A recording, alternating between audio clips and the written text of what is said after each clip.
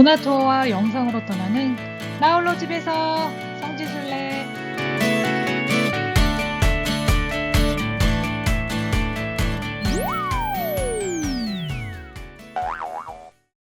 안녕하세요. 오늘은 베드로 사도가 예수님을 모른다고 부인한 장소이자 예수님께서 겟세마니에서 기도를 하시다가 유다의 배신으로 인해 잡혀서 갇히셨던 장소, 유대인의 대제사장인 가야파의 집, 베드로의 회개 기념 성당인 갈리칸투 성당을 순례하게 됩니다. 예수님께서는 저희 18회 겟세마니 대성당 편을 보게 되면 최후의 만찬을 제자들과 하신 뒤에 성부 아버지께 기도를 하러 겟세마니 동산으로 제자들과 가시게 되죠. 그 후에 그곳에서 기도를 하시고 유다의 배신으로 잡히시게 됩니다.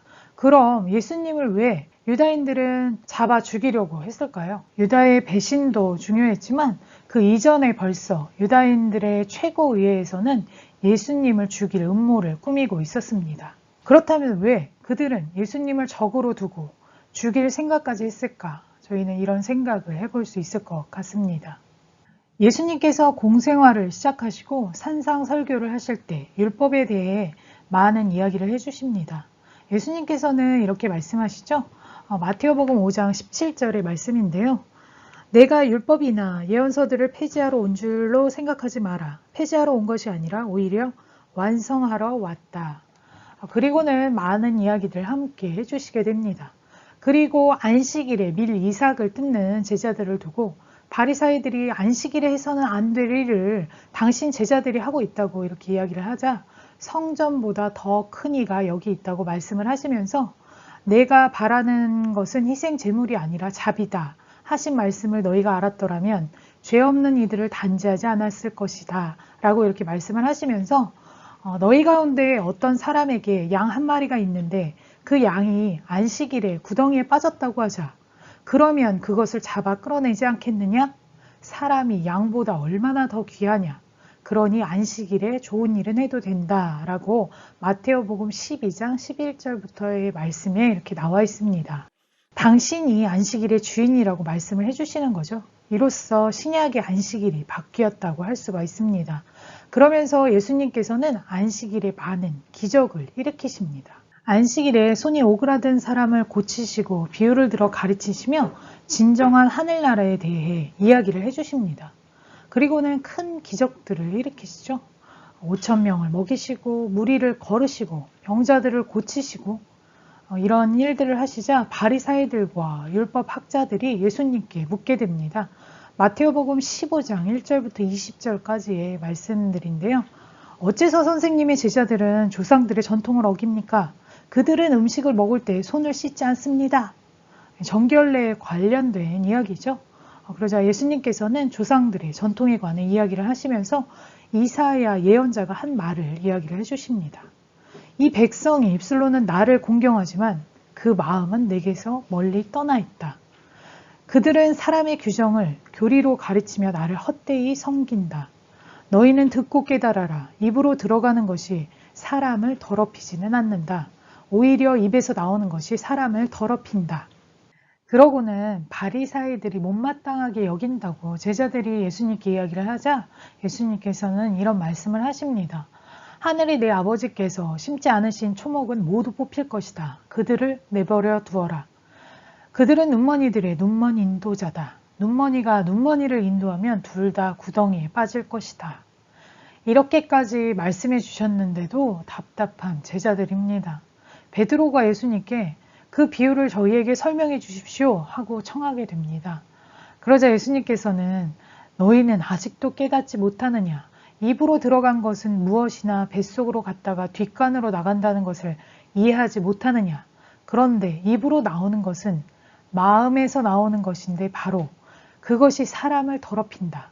마음에서 나쁜 생각들, 살인, 간음, 불륜, 도둑질, 거짓 증언, 중상이 나온다. 이러한 것들이 사람을 더럽힌다. 그러나 손을 씻지 않고 먹는 것은 사람을 더럽히지는 않는다. 그리고 나서도 많은 병자들을 고치시고 4,000명을 먹이시고 이런 기적들이 사건들을 겪으면서 바리사이들과 사두가이들이 예수님을 시험하려고 하늘에서 오는 표징을 보여달라고 합니다. 하지만 예수님께서는 마태오복음 16장 1절부터 4절까지의 말씀인데요. 악하고 절개 없는 세대가 표징을 요구하지만 요나의 표징받기는 아무런 표징도 받지 못할 것이다 라는 말씀을 하시고 그들을 남겨두고 떠나가십니다. 그리고는 제자들에게 바리사이들과 사두가이들의 누룩을 조심하라고 이르셨고, 이때도 그 많은 기적들을 체험하고 많은 가르침을 받았지만 알아듣지 못하는 제자들이 누룩 이야기를 듣고 우리가 빵을 가져오지 않았구나 하고 수군거립니다. 그러자 예수님께서 말씀하십니다. 마태오복음 16장 5절부터 12절까지의 말씀인데요. 이 믿음이 약한 자들아, 어찌하여 빵이 없다고 너희끼리 수군거리느냐? 아직도 이해하지 못하느냐? 빵 5개로 5,000명이 먹은 일을 기억하지 못하느냐? 너희가 몇 광주리를 거두었느냐? 그리고 빵 7개로 4,000명이 먹은 일을 기억하지 못하느냐? 너희가 몇 광주리를 거두었느냐? 내가 빵을 두고 말한 것이 아님을 어찌하여 이해하지 못하느냐? 바리사이들과 사두가이들의 누룩을 조심하여라.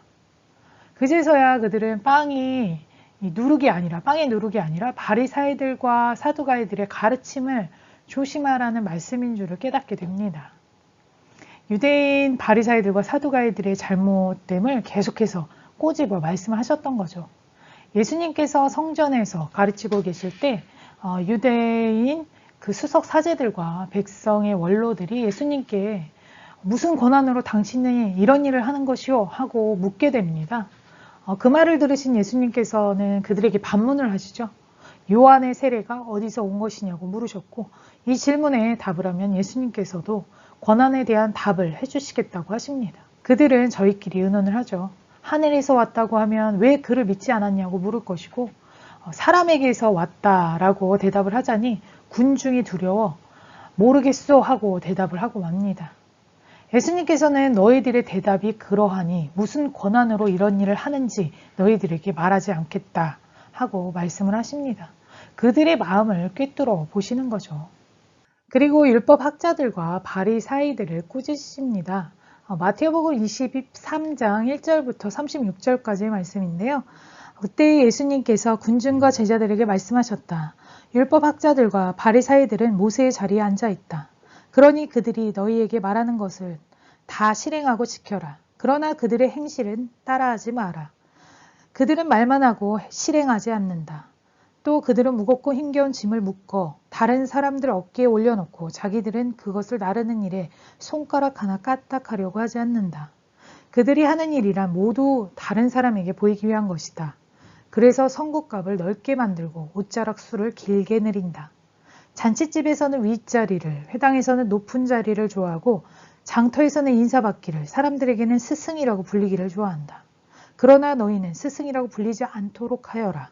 너희의 스승님은 한 분뿐이시고 너희는 모두 형제다. 또 이 세상 누구도 아버지라 부르지 마라.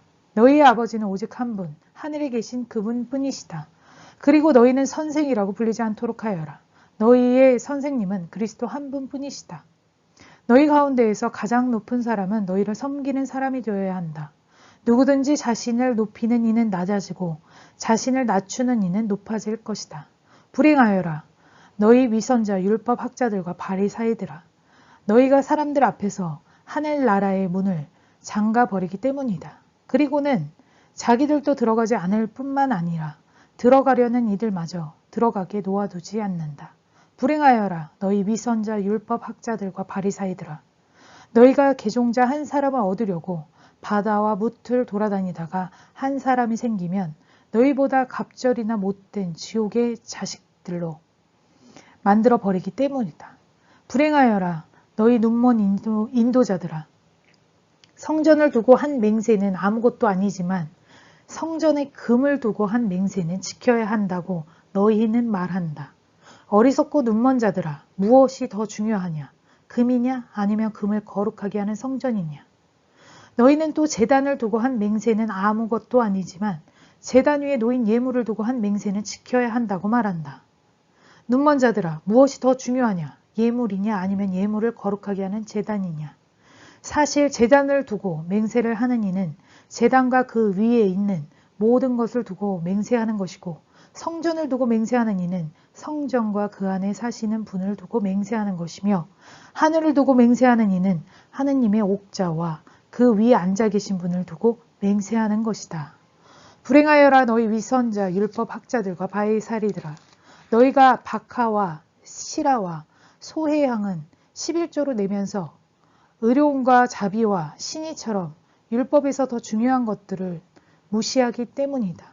그러한 11조도 무시해서는 안 되지만 바로 이러한 것들을 실행해야만 했다. 눈먼 인도자들아 너희는 작은 벌레들은 걸러내면서 낙타는 그냥 삼키는 자들이다. 불행하여라 너희 위선자 율법 학자들과 바리새인들아 너희가 잔과 접시 겉은 깨끗하지만 그 안에 탐욕과 방종으로 가득 차 있기 때문이다. 눈먼 바리새인아 먼저 잔 속을 깨끗이 하여라. 그러면 겉도 깨끗해질 것이다. 불행하여라 너희 위선자 율법 학자들과 바리새인들아 너희가 겉은 아름답게 보이지만 속은 죽은 이들의 뼈와 온갖 더러운 것으로 가득 차 있는 회칠한 무덤 같기 때문이다. 이처럼 너희도 겉은 다른 사람들에게 의인으로 보이지만 속은 위선과 불법으로 가득하다. 불행하여라 너희 위선자 율법 학자들과 바리새인들아 너희가 예언자들의 무덤을 만들고 의인들의 묘를 꾸미면서 우리가 조상들 시대에 살았더라면 예언자들을 죽이는 일에 가담하지 않았을 것이다 하고 말하기 때문이다. 그렇게 하여 너희는 예언자들을 살해한 자들이 자손님을 스스로 증언한다. 그러니 너희 조상들이 시작한 짓을 마저 하여라. 너희 뱀들아, 독사의 자식들아, 너희가 지옥형 판결을 어떻게 피하려느냐. 그러므로 이제 내가 예언자들과 현인들과 율법 학자들을 너희에게 보낸다. 그러면 너희는 그들을 덜어는 죽이거나 십자가에 못 박고 덜어는 너희 회당에서 채찍질을 하고 또 이고을 저고을 쫓아다니며 박해할 것이다. 그리하여 의인 아벨의 피부터 너희가 성소와 제단 사이에서 살해한 베레크야의 아들 지가리야의 피에 이르기까지 땅에 쏟아진 무제한 피의 값이 모두 너희에게 돌아갈 것이다. 내가 진실로 너희에게 말한다. 이 모든 것이 이 세대에 닥칠 것이다. 이렇게 말씀을 하셨고 이런 예수님의 개혁적인 이 반발할 수 없는 이런 이유들이 바리새인들의 눈에 비춰지기에 자기네 전통을 흔드는 제거해야 할 위험한 인물로서 계속 각인을 받게 되는 사건이 됩니다. 그러다가 유대 최고의회가 예수님을 죽이기로 결의한 이유 중 가장 큰 이유는 라자로를 다시 살리시는 기적의 사건이 됩니다.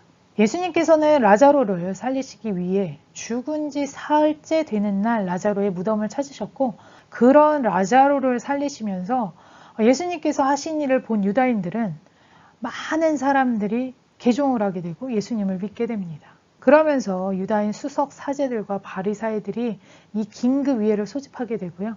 이대로 예수를 두게 되면 모두가 그를 믿게 될 것이고 그렇게 되면 로마인들이 와서 이곳의 거룩한 곳과 민족을 짓밟고 말 것이라고 생각을 하면서 이 회의를 이어나가게 됩니다. 그러자 대사제인 카야파가 온 민족이 멸망하는 것보다는 한 사람이 백성을 위해 죽는 것이 여러분에게 더 낫다라고 랍비의 가르침을 인용해서 이야기를 하게 되죠. 그리고 곧 파스카 축제이니 예수님께서도 이 축제에 올 것이라고 확신을 하고 예수를 잡을 계획을 세우게 됩니다. 그때 예수님께서는 파스카 축제 엿새 전에 베타니아 라자로 집으로 가셨고 죽은 라자로를 살려주신 예수님을 위해서 잔치를 벌이던 라자로의 집에서 이 라자로의 동생이었죠. 마리아가 비싼 향유로 예수님의 발을 닦아드리는 일이 있었던 때였죠. 예수님을 또한 죽었던 라자로를 보려고 많은 유대인의 무리가 몰려왔고 라자로 때문에 이 많은 유다인이 유대교에서 떨어져 나가 예수님을 믿게 되었다는 사실 때문에 이 유대 수석 사제들, 이 바리새인들은 라자로까지도 죽이기로 결의를 하게 됩니다. 그리고는 그들의 그 모의에 돈에 눈이 멀어 껴들었던 유다가 예수님을 은돈 30전에 팔아 넘기면서 예수님은 잡히시게 되는 거죠. 가야파라는 사람은 유대인의 대제사장으로서 그 집에서 예수님을 잡아 죽일 공모를 했었고요. 그 집에서 예수님을 잡아 재판을 하기도 하고 가두게 되는 장소가 됩니다. 가야파와 다른 이 사내들인 의원들이 예수님을 신문을 하게 되는데 그들은 사실 아무런 증거를 찾을 수가 없었죠. 그럼 이와 관련된 성경 말씀을 읽어보도록 하겠습니다. 마테오복음 26장 57절부터의 말씀입니다. 최고의회에서 신문을 받으시다. 그들은 예수님을 붙잡아 카야파 대사장에게 끌고 갔다. 그곳에는 율법 학자들과 원로들이 모여 있었다. 베드로는 멀찍이 떨어져 예수님을 뒤따라 대사장의 저택까지 가서 결말을 보려고 안뜰로 들어가 시종들과 함께 앉았다. 수석 사제들과 온 최고의회는 예수님을 사형에 처하려고 그분에 대한 거짓 증언을 찾았다. 거짓 증언자들이 많이 나섰지만 하나도 찾아내지 못하였다.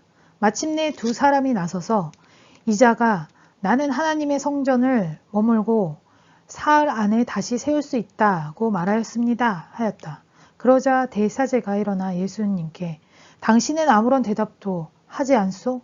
이자들이 당신에게 불리한 증언을 하는데 어찌된 일이오? 하고 물었다. 그러나 예수님께서는 입을 다물고 계셨다. 대사제가 말하였다. 내가 명령하오. 살아계신 하느님 앞에서 맹세를 하고 당신이 하느님의 아들 메시아인지 밝히시오. 예수님께서 그에게 말씀하셨다. 내가 그렇게 말하였다.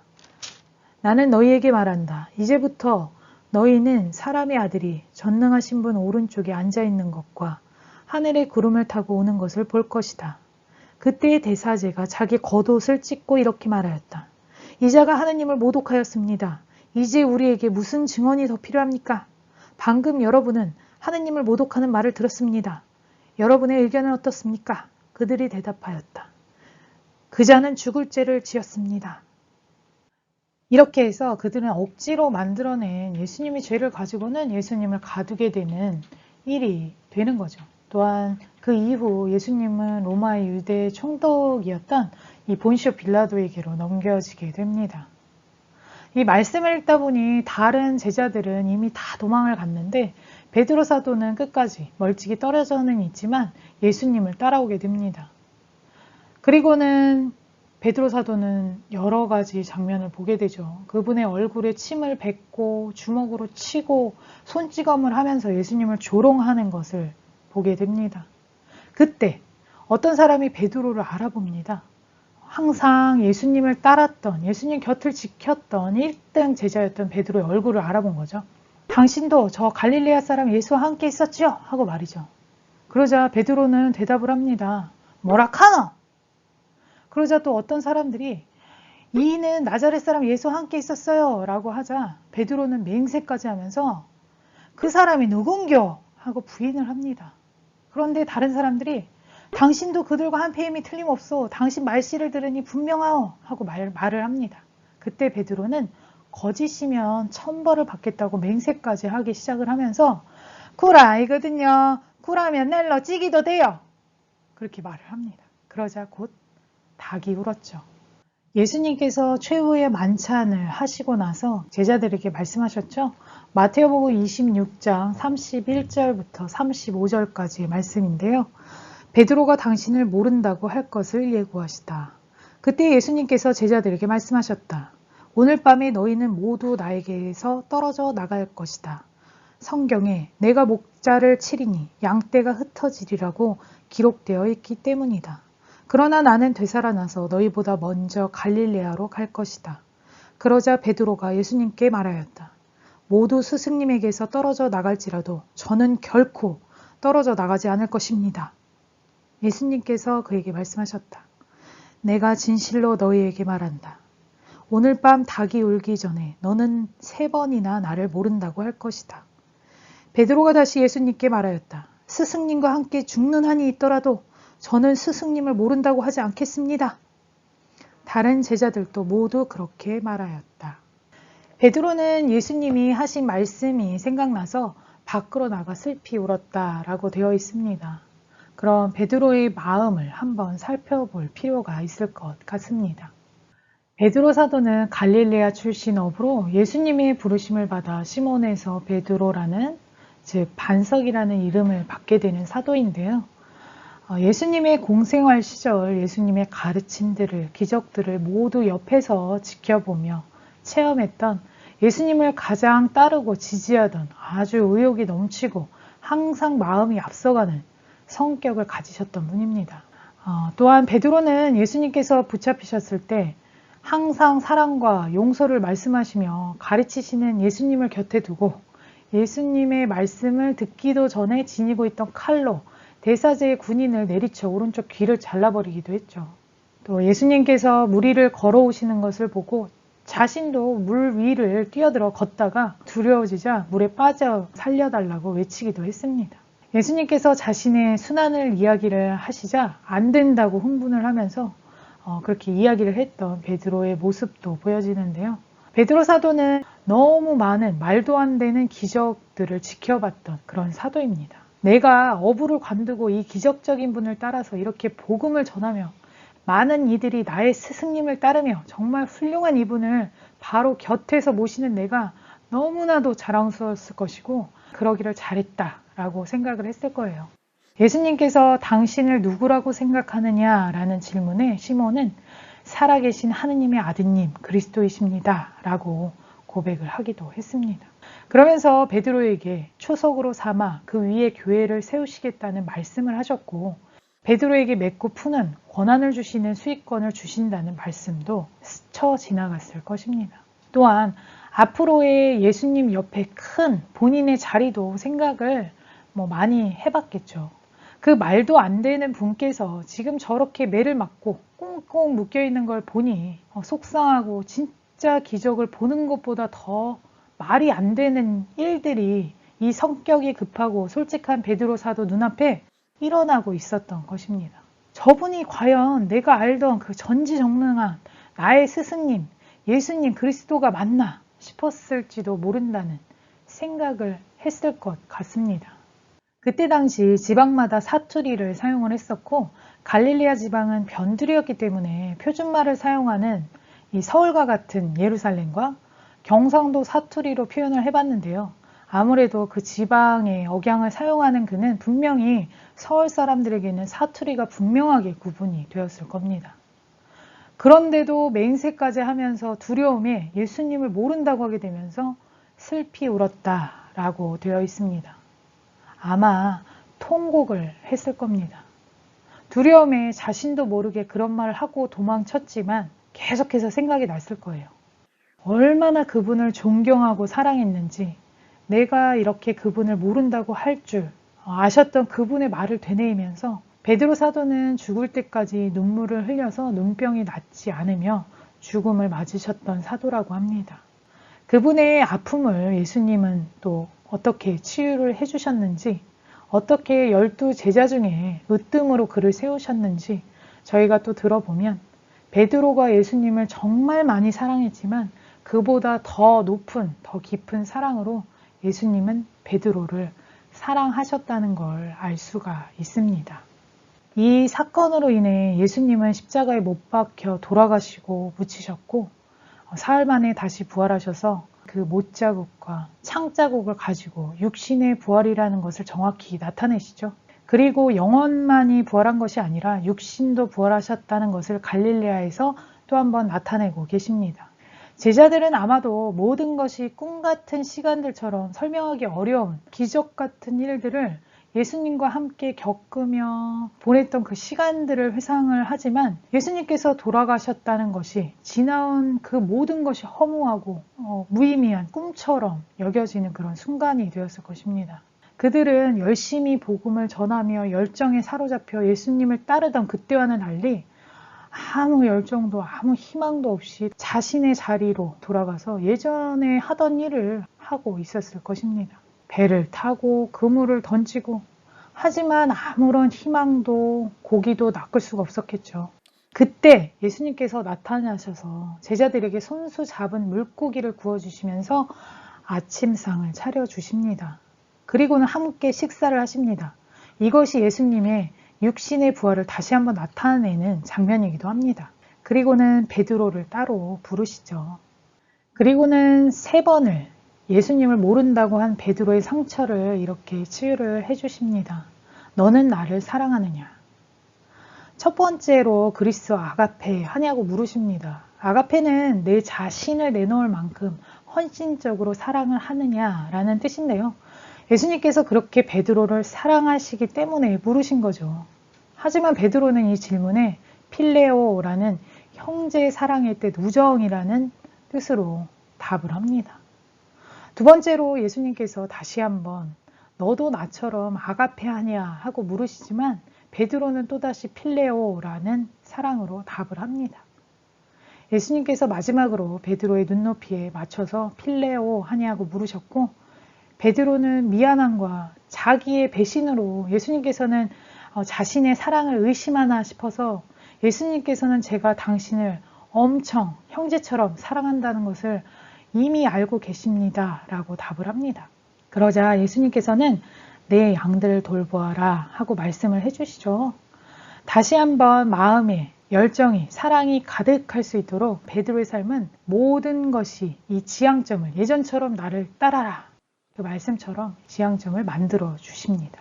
12사도 중에서 으뜸으로 천국의 열쇠와 교회의 열쇠, 수익권을 주시고 받게 되는데요.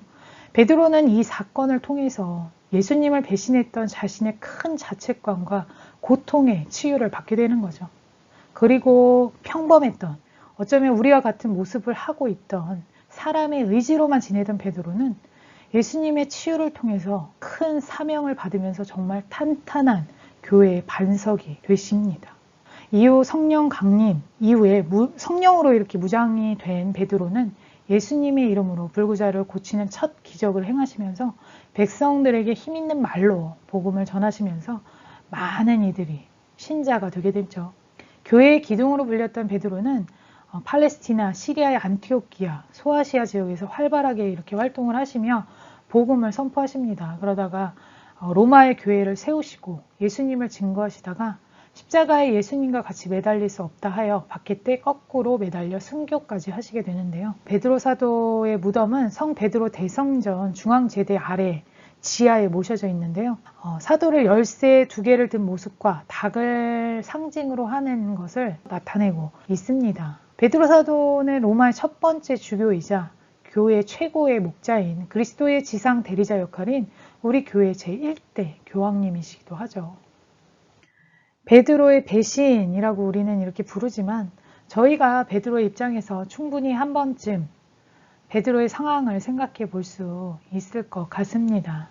베드로와 유다는 배신자, 배반자라고 부르지만 한 사람은 예수님의 지상 대리자로서 거듭나게 되지만 유다는 회개와 용서를 구하지 않고 후회에 그쳐서 자신을 포기해버리죠. 그러면서 생을 마감하고 맙니다. 어쩌면 회개와 용서는 새롭게 출발하게 되는데 더 큰 마음을 가질 수 있도록 하는 계기가 되는 것일지도 모르겠습니다. 이곳은 시온산 남동쪽 키드론 계곡과 게한나 계곡이 내려다 보이는 언덕에 위치를 하고 있습니다. 비잔틴 시대에 세워졌던 교회 터에 12세기에 다시 교회를 세우면서 갈리칸투, 즉 다구름 성당으로 이렇게 부르고 있습니다. 1931년 프랑스 성모 승천 남자 수도에서 기념 성전을 지었고요. 그리고 지켜오는 성지입니다. 예수님께서는 이곳에 있는 윗도시와 아랫도시의 이 키드론 계곡으로 이어지는 돌계단을 통해서 시온산에서 최후의 만찬을 하시고 계단으로 걸어 내려가서 겟세마니로 가서 기도를 하셨고 또한 거기에서 체포가 되셔서 이 계단을 통해서 가야파의 집으로 끌려오셨을 것으로 추정을 하고 있고 예수님이 걸었던 계단으로 알려져 있는 곳입니다. 아름다운 모자이크와 프레스코화로 이곳의 성경 말씀들을 그림으로 나타내고 있습니다. 또한 이곳 가야파의 집터였던 곳에는 예수님을 가둬뒀던 물 저장소로 사용했던 감옥도 보존하고 있고요. 현재는 경당으로 순례객들을 위해 사용을 하고 있습니다. 오늘은 베드로의 회개를 기념하는 닭이 상징적으로 표현된 예수님이 갇혀 계셨던 가야파의 집터 갈리칸투 다구름 성당을 순례하셨습니다.